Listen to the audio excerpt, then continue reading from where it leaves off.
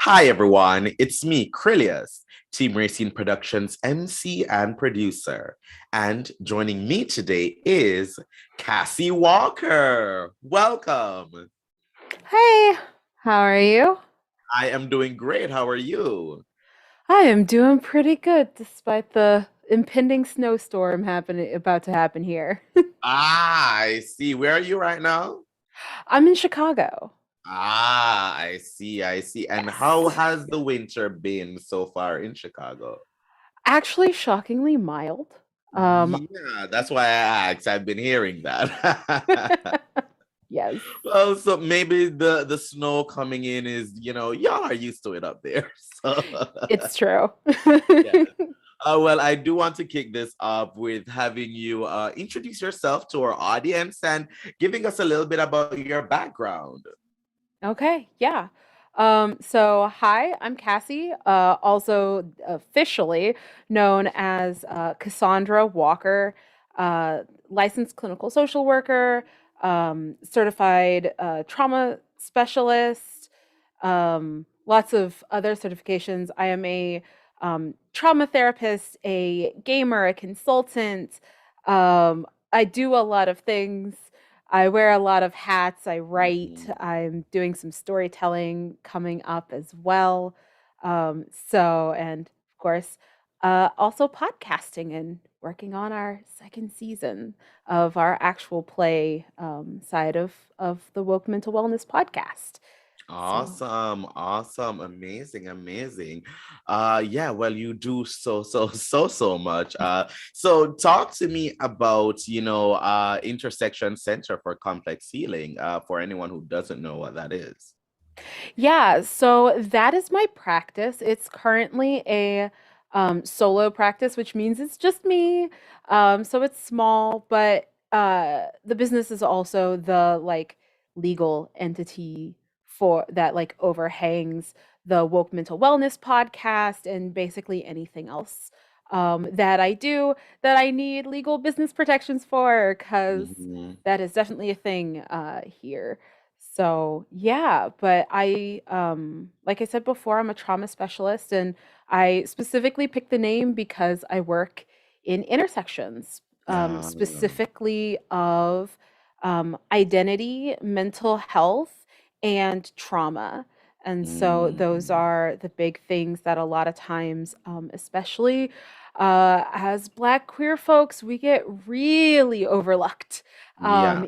in the we get erased in the data, we get erased in treatments, the popular treatments and everything don't work for us the same way because they actually don't mesh with our identity and our experiences. And so Mm. I picked that name because I work with a lot of complex trauma and a lot of complex issues because they're multifaceted. So yeah. Wow. And I'm sure because of the pandemic, that has certainly been something that has affected a lot of people. It's a traumatizing thing for the world at large. How has that been Yeah. for you, and your practice and the people that you're interacting with? Oh, yeah, it's been exhausting. Mm, Um, Basically, any therapist you talk to can verify that none of us have ever been this busy in our entire careers. The last wow. 3 years have been chaos, which is also really a problem because there was already Yeah. a shortage of mental health professionals for folks to see, and like triply so for Black folks and Hmm. Black queer folks. And so now it's even worse because the last several years have been so difficult. A lot of Hmm. people are also leaving the field entirely. Wow.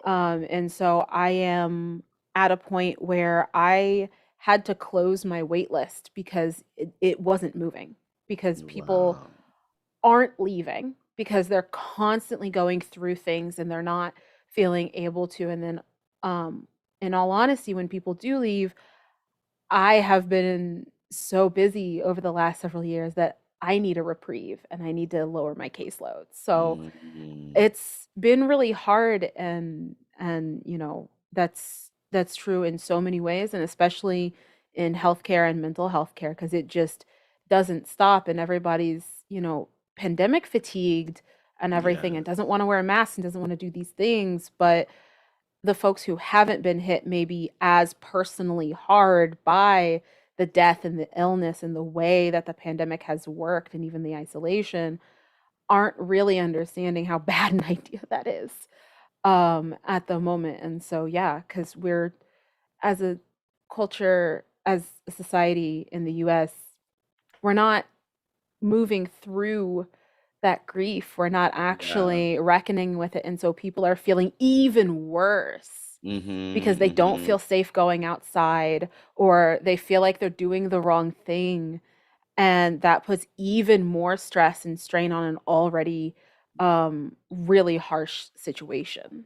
So yeah, And it's talk been a to lot. me, yeah, and share with us how the intersection of being Black and queer kind of exacerbate some of these things, especially during the pandemic. Like, what have you been getting from people? What have you heard and Yeah. seen? Yeah. So I mean, the biggest, most obvious thing is the death. Mm-hmm. The rates of serious COVID and or I should say debilitating and deadly COVID are really high in our communities. Mm-hmm. And so, I have colleagues who, maybe none of their clients have had anybody die or been personally affected by that, but I have folks who are the frontline nurses. I have folks who have lost their parents, who have lost friends, who have lost coworkers and everything in between. Older Wow. folks who have lost children and or come very close to it, and now 6 months later, they're finding organ damage. And so that, in addition to the fact that the history of healthcare in the US is not kind to us. We are ignored and mistreated as a baseline. And then you add a pandemic, and then you add the fact that we live in a country that doesn't provide healthcare, and Mm-hmm. that a lot of people just don't have access to the follow ups, to the testing, to all of these things that are true across the board. And then they're all even higher for the Black communities. And then you also add queerness, which adds a whole nother level, especially when we're talking about gender, to trying to get help and be taken seriously when you're not feeling well.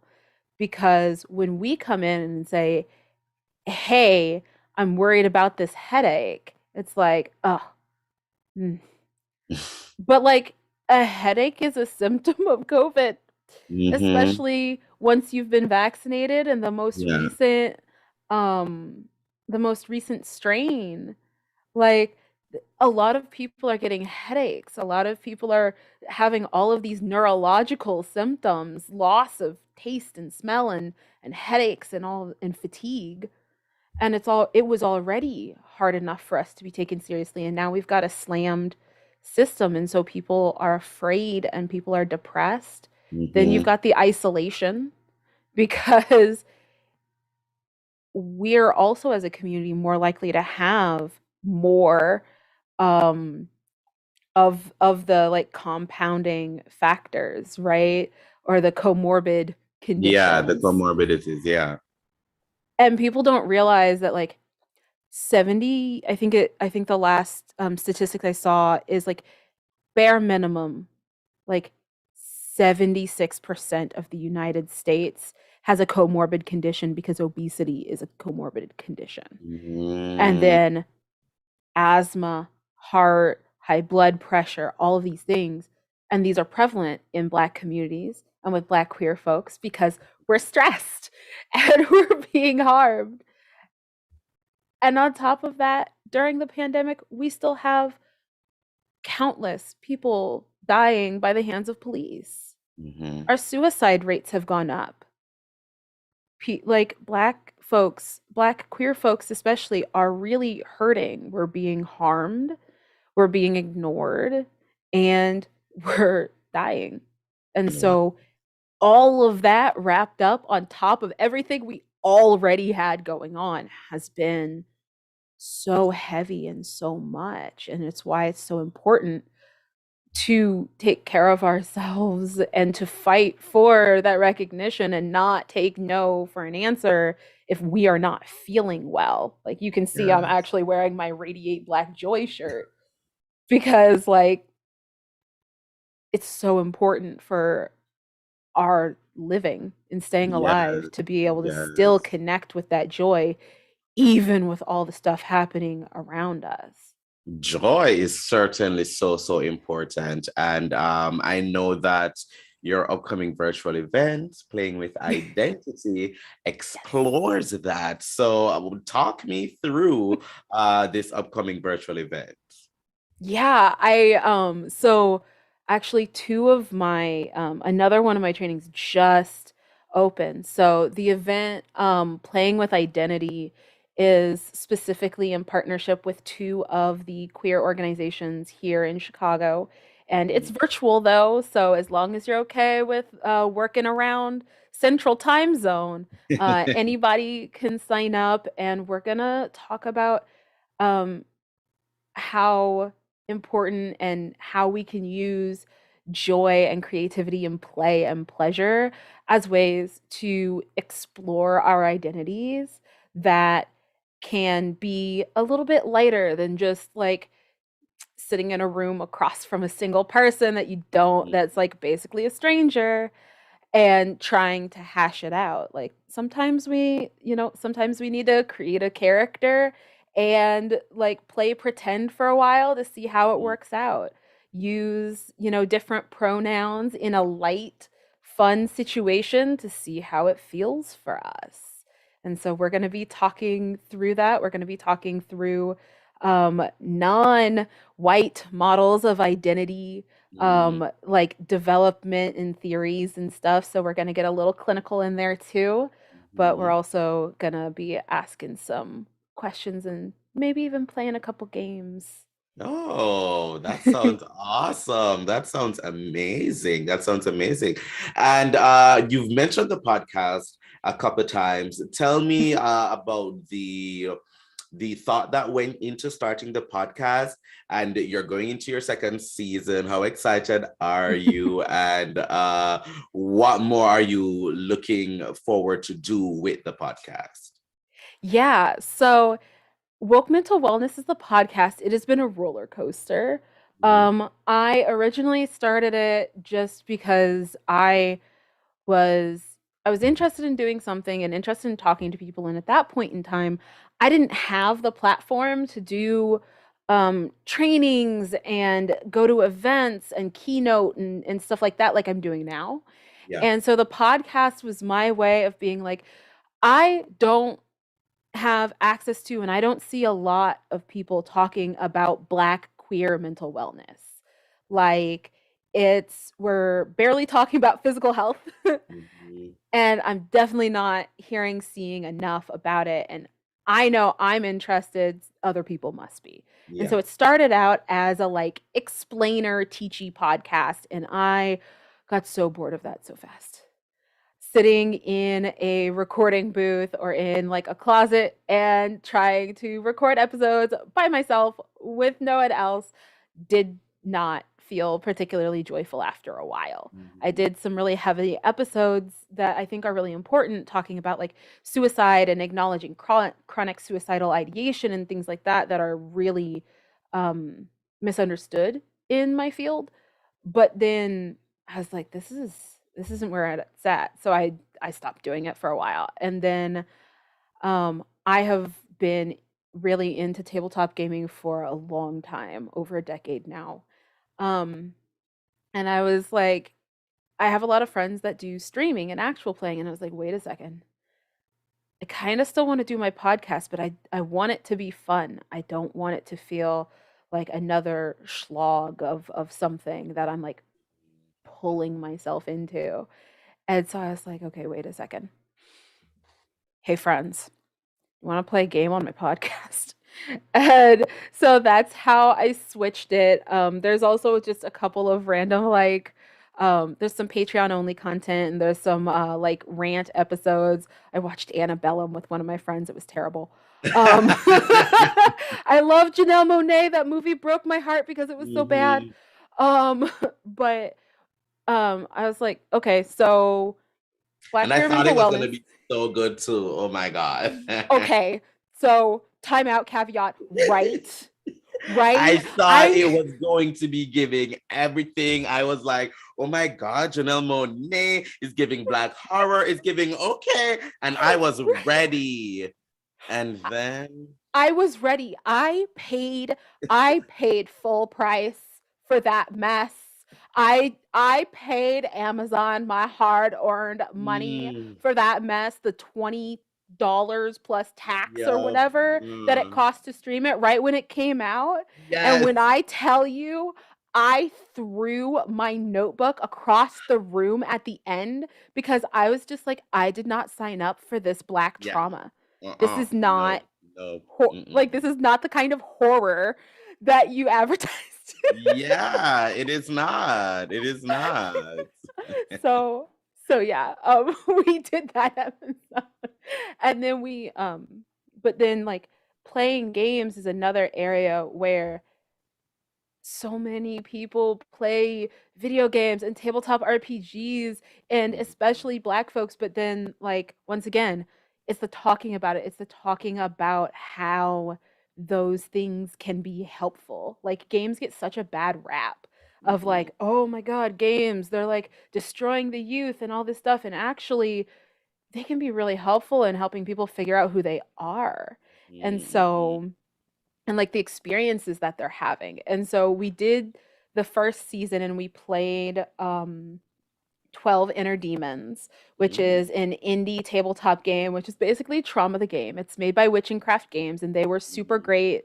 They helped me plan for for like the season, and they did an interview with me and everything too. They're really great designers and folks. Out of the head designer is I'm gonna get it wrong. I want to say Italy. Is out of Italy. And so we played that and it was really fun and I loved it. And so we're coming back again, new players. We've got the other clinician that I'm bringing in this season. Their name is Randall. mhm. They're out of Maryland. And then one of my friends here in Chicago, not a clinic, the other two are not clinicians. Kevy is going to be joining us. And then a streamer, I believe, goes by Moon, um, is also joining us, and we're going to be playing an Afro Brazilian um, game from an Afro Brazilian designer that is an Uh, African inspired adventure, and we're going to bring a cozy aspect to it. oh, I And love so we're that. actually recording the first batch of the new season this week. Awesome, awesome, awesome, awesome. Well, Cassie, I know many people watching here are, wondering how can they follow you? How can they keep up with you? How can they register for the upcoming virtual event? How they can listen to your podcast? So at this moment, I'm going to give you the opportunity to shamelessly plug all of that. Awesome. So, good luck keeping up. I am all over the place, moving constantly. But you can keep up with me. I am most active on Twitter. Some stuff is also posted to Instagram. My website, I finally just updated with all the upcoming events. So you can go to i-cch.com and all of the events with links are there. That's going to include the Playing with Identity event that's going to include my additional trainings. I'm doing one on play, pleasure, and joy as a liberatory method. That one is more for clinicians. Mhm. My storytelling event with Second Story here in Chicago, that one's in person, is also listed now on the website.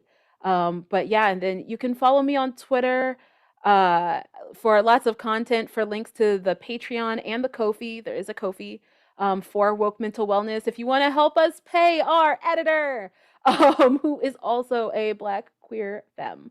Um, so yeah, and then also lots of spicy takes and snark on the Twitter as well. So if you like that Love content, that. I'm all over the place and always happy to connect with folks.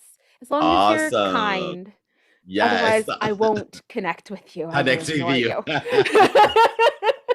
Well, for everyone watching, we'll have those links in the description below so you can go ahead and check them out and find out everything that Cassie has to offer. Cassie, thank you so much for joining me today. It has been such a pleasure getting to chat with you, having this cute little Kiki, and I wish you much success on all your endeavors. Awesome. Thank you for having me. Thank you. Thank you. To those who are watching, please follow Team Racing Productions on all forms of social media. That's Twitter, Instagram, Facebook at Team Racing. And of course, like, comment, share, and subscribe. But most of all, thank you for watching. Bye, everyone.